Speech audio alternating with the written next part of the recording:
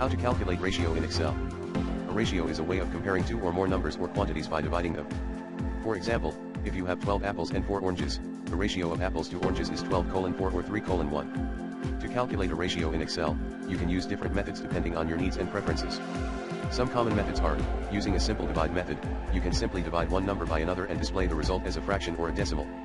For example, if you want to calculate the ratio of 60 to 30, you can type equals 60/30 in a cell and format it as a fraction or a decimal. The result will be 2 or 2:1. Using the GCD function, you can use the GCD function to find the greatest common divisor, GCD, of two or more numbers and then divide them by the GCD to get the ratio in its simplest form. For example, if you want to calculate the ratio of 1280 to 720, you can type equals 1280/GCD, 1280,720, and colon and 720/GCD, 1280,720, in a cell. The result will be 16:9.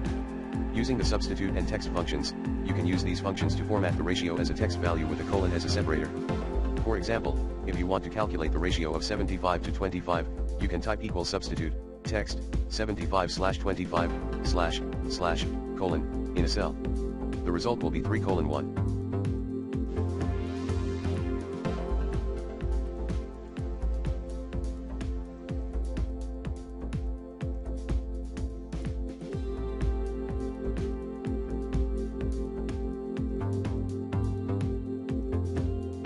Using the round function, you can use this function to round a ratio to a certain number of decimal places or significant digits.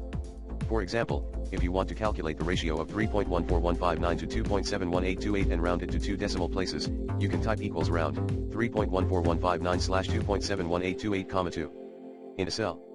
The result will be 1.16.